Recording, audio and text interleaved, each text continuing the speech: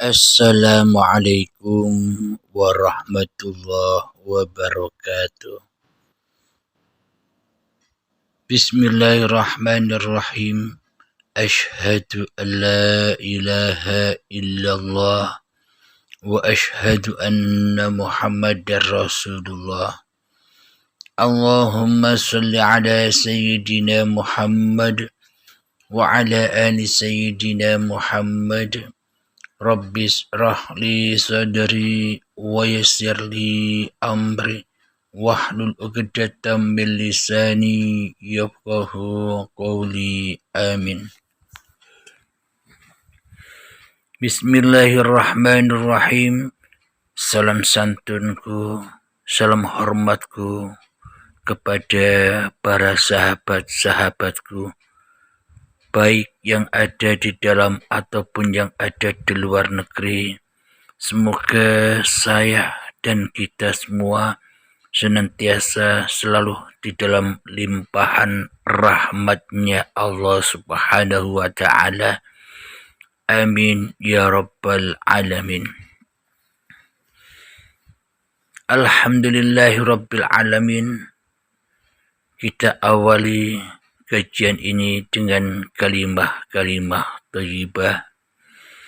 Subhanallah walhamdulillah wa la ilaha illallah wallahu akbar wa la hawla wala quwwata illa billahil aliyil azim. Sadaqallahul azim. Kita lanjutkan tentang sifat 20-nya Allah yang keempat, yakni mukhalafatu lil hawadithi. Muhal, tidak mungkin Allah sama dengan barang yang baru. Alhamdulillahirabbil alamin. Muhal Allah sama dengan makhluk. Selama ini kita ketahui bersama bahwa sesungguhnya Allah,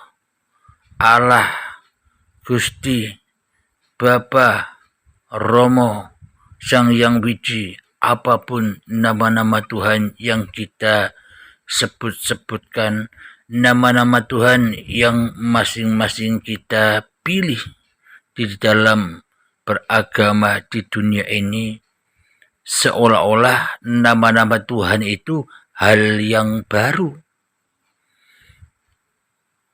Jadi kita sebagai makhluk, kita sebagai ciptaan, merasa diri kita yang lebih dahulu, diri kita yang lebih lama daripada Tuhan, daripada Allah, daripada Allah, daripada Bapa, daripada Romo dan sebagainya. Seolah-olah Tuhan, nama-nama itu seolah-olah datangnya baru bagi kita, bagi makhluk yang seolah-olah selama ini sebagai Tuhannya Tuhan, sebagai penguasanya Tuhan, sebagai penjaga Tuhan, sebagai pemelihara Tuhan, seolah-olah kita yang menjaga-jaga Tuhan, seolah-olah kita yang memelihara Tuhan di dalam hati kita, dengan sholat, dengan ibadah, dengan sholawatan, seolah-olah kita jaga-jaga Tuhan, karena di dalam hati kita seolah-olah Tuhan itu hal yang baru, sama dengan makhluk. Alhamdulillahirabbil alamin. itulah bukti dan kenyataan hati kita selama ini. Karena kita tidak tahu diri, karena kita tidak mau mengkaji diri kita, siapa yang lebih baru daripada Tuhan. Marilah kita baca sejarah kita. Bismillahirrahmanirrahim, kita hayati bersama.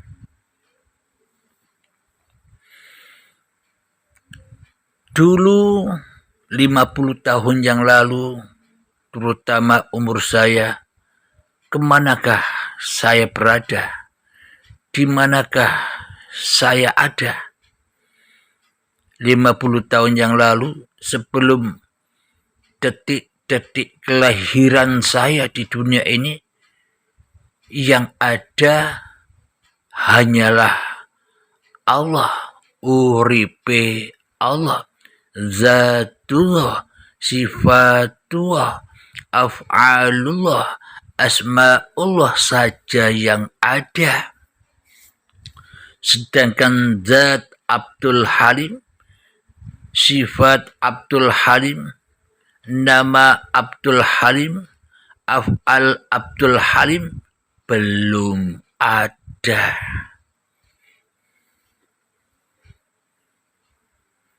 Maka tak mungkin sama Allah dengan Abdul Halim. Maka diciptalah Abdul Halim ini sebagai ciptaannya, sebagai makhluknya, sebagai barang yang baru. Jadi disitulah ternyata kita ini makhluk dan barang baru. Allah Ta'ala, Tuhan yang menciptakan kita lebih lama daripada diri kita. Kemudian zatullah, sifatullah, asma'ullah, af'alullah menciptakan diri Abdul Halim dan diri kita semua dari zatnya, dari hidupnya, dari af'alnya, sifatnya, asmanya. Kemudian diciptakanlah Abdul Halim ini dari seonggok tanah. Seonggok tanah ini dihidupi oleh uripe Allah. Kemudian diperjalankan tanah ini dengan kasih dan sayangnya menuju menjadi tumbuh-tumbuhan.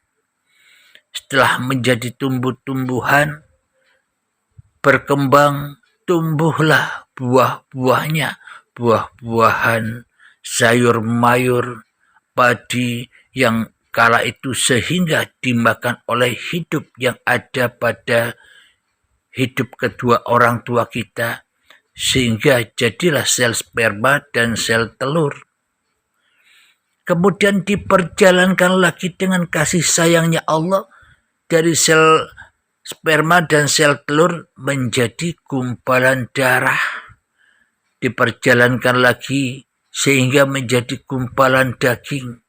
Saat gumpalan daging itulah diabadikan di dalam Al-Quran, kutiupkan rohku. Jadi maknanya ku hidupi badan-badan manusia ini dengan hidupku. Jadi manusia tidak punya roh, manusia tidak punya arwah, manusia tidak punya hidup, manusia tidak punya zat, manusia tidak punya sifat, manusia tidak punya asma, manusia tidak punya af'al. Kenapa? Karena manusia bukan siapa-siapa. Karena hanya Tuhanlah yang bisa, siapa-siapa, hanya Tuhanlah yang bisa berapa-apa. Jadi apa-apa yang ada di dunia ini, siapa-siapa yang ada di dunia ini, bila yang bisa berapa-apa, bila yang bisa bersiapa-siapa itu masih Abdul Halimnya, masih makhluknya, itu berarti Abdul Halim telah merampas sifat-sifat Tuhannya. Zat Tuhan telah dirampasnya. asma Tuhan telah dirampasnya, sifat Tuhan, af'al Tuhan telah dirampasnya oleh Abdul Halimnya, karena Abdul Halim merasa dirinya sebagai Tuhannya Tuhan.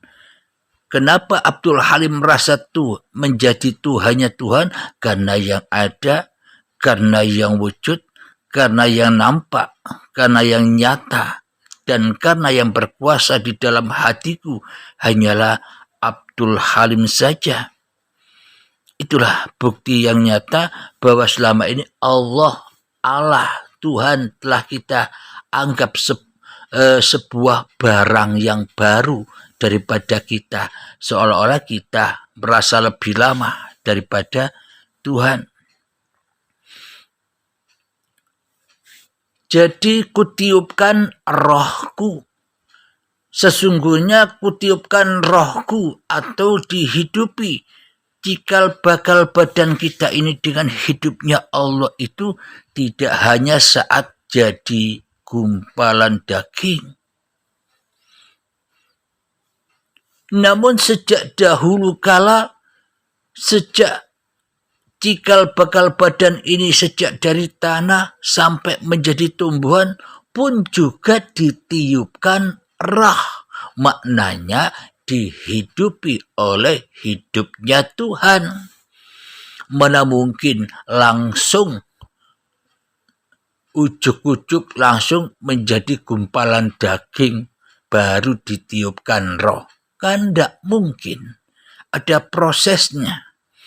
Jadi sejak dari tanah sampai menjadi gumpalan daging, yaitu bersama uripe Allah. Ditiupkan hidupnya Tuhan, diperjalankan dengan Tuhan. Dijaga, dipelihara, dicukupi, dikasih sayangi oleh Sang Hidup. Bila kita tak dikasih sayangi oleh Sang Hidup, mana mungkin kita ada di dunia ini sampai setua ini. Alhamdulillahirabbil alamin. Setelah menjadi gumpalan daging, menjadi janin dan terjadilah bayi.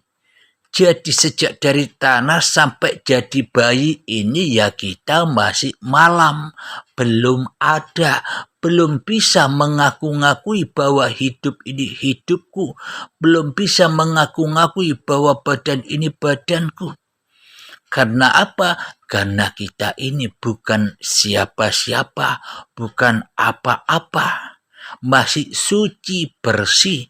Kita masih laisa kamislihi syai'un, tidak berbentuk apa-apa dan tidak berbentuk siapa-siapa. Siapakah yang bisa menciptakan apa-apa? Siapakah yang bisa menciptakan siapa-siapa? Ya uripe Allah. Bila tak ada Allah, bila tak ada uripe Allah, bila tak ada Tuhan, maka apa-apa, maka siapa-siapa tak akan pernah terwujud. Apakah bukti bahwa kita seluruh umat manusia bahkan seluruh alam semesta ini bukan apa-apa dan bukan siapa-siapa? Laisa kamitslihi syai'un. Apa buktinya? Coba kita buka di dalam surat Al-Insan ayat pertama.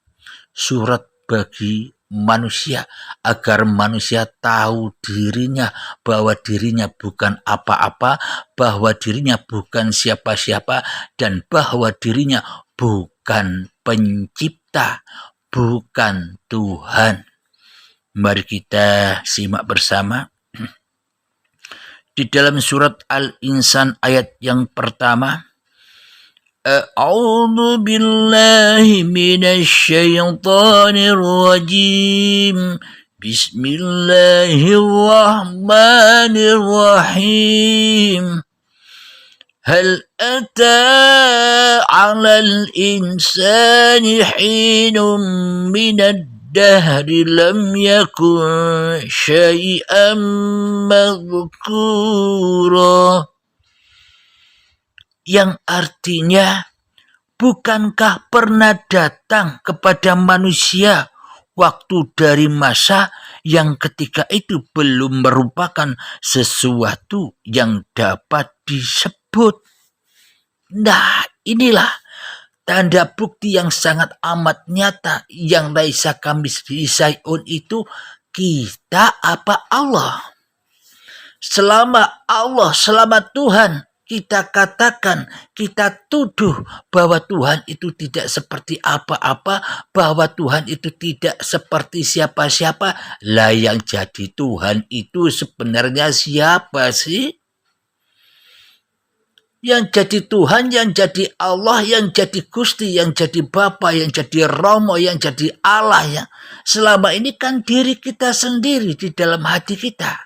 Sedang Tuhan yang kita sembah selama ini kita jadikan makhluk barang yang baru, lebih lama, lebih baru daripada diri kita. Kita seolah-olah merasa lebih lama daripada Tuhan. Apa buktinya? Kita belajar Tuhan, kita belajar kaji diri, kita belajar ilmu hakikat, makrifat, kita belajar tasawuf. Baru-baru ini berarti yang baru siapa? Makhluk baru siapa? Tuhan kan? Kita merasa sok lebih lama daripada kita kenal Tuhan. Kita lebih lama kenal hawa nafsu kita daripada kenal Tuhan. Inilah tanda bukti seolah-olah kita yang jadi Tuhan. Allah laisa kamitslihi syai'un. Allah tidak merupakan apa-apa dan tidak merupakan siapa-siapa. Allah tidak sama dengan makhluk. Allah tidak sama dengan barang yang baru. Jadi inilah buktinya bahwa manusia ciptaan Tuhan ini selama ini telah jadi Tuhannya Tuhan, merasa bisa apa-apa dan merasa bisa bersiapa-siapa. Yang bisa apa-apa dan yang bisa bersiapa-siapa hanyalah kita, hanyalah makhluk di dalam hati kita. Seolah-olah Allah tidak mungkin bisa duduk, Allah tidak mungkin bisa berdiri, Allah tidak mungkin bisa berlari, Allah tidak mungkin bisa berjalan ke kamar mandi karena kamar mandi najis, haram, tempat kotor. Allah tidak mungkin bisa sholat, Allah tidak mungkin bisa ibadah, Allah tidak mungkin bisa makan, Allah tidak mungkin bisa minum, Allah tidak mungkin bisa melihat, mendengar, Allah tidak mungkin bisa bekerja, Allah tidak mungkin bisa jadi pedagang, Allah tidak mungkin bisa jadi petani, Allah tidak mungkin bisa merokok, Allah tidak mungkin bisa ngopi. Seolah-olah segala sesuatu itu kita yang berkuasa, manusia yang berkuasa. Tuhan tak bisa apa-apa. Karena Tuhan itu barang yang baru sama dengan makhluk. Anggapan kita selama ini kan begitu. Lalu bila Allah, bila Bapa, bila Gusti tidak bisa apa-apa, lah ngapain kita cari-cari, lah ngapain kita sembah, lah ngapain kita abdi. Wong yang kita abdi, yang kita sembah bukan apa-apa dan bukan siapa-siapa. Berarti yang gila ini kita apa Allah? Berarti yang jadi Tuhan ini sebenarnya selama ini di dalam hati kita apa Allah?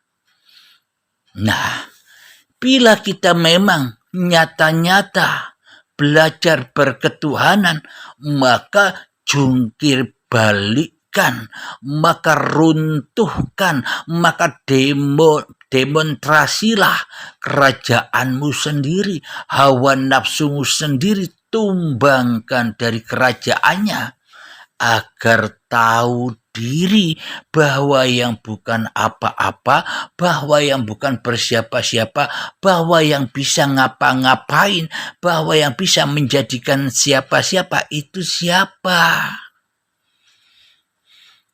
Itulah pentingnya belajar ilmu ketuhanan agar kita mudah, agar kita bisa husnul khotimah di dalam segala aktivitas yang kita lakukan agar bisa selalu rojiun kepada lillah. Coba sekarang kita pahami. Bila tak ada hidup yang bisa bangun tidur, siapa? Bila tak ada uripe Allah yang bisa duduk, siapa? Bila tak ada uripe Allah yang bisa berdiri, siapa? Bila tak ada uripe Allah yang bisa ke kamar mandi, yang bisa gosokan badan, gosokan gigi dan sebagainya, aktivitas di kamar mandi, siapa? Apa bisa mayat bisa mandi sendiri? Apa bisa mayat bisa mengkafani dirinya sendiri? Apa bisa mayat bisa sholat sendiri? Apa bisa mayat bisa berjalan dikubur ke kuburan sendiri? Tentunya semuanya sudah dikasih sayangi, sudah dilayani oleh uripe Allah.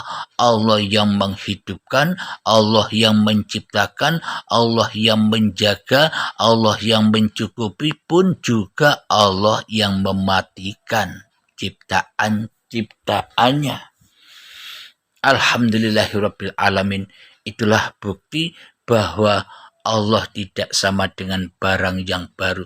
Maka jangan samakan dirimu Abdul Halim dengan Tuhan yang telah menciptakanmu. Alhamdulillah, semoga kita memahami sifat yang 20 ini, yakni sifat yang keempat, mukhalafatu lil hawadis. Alhamdulillahirabbil alamin. Akhir kalam. Assalamualaikum warahmatullahi wabarakatuh.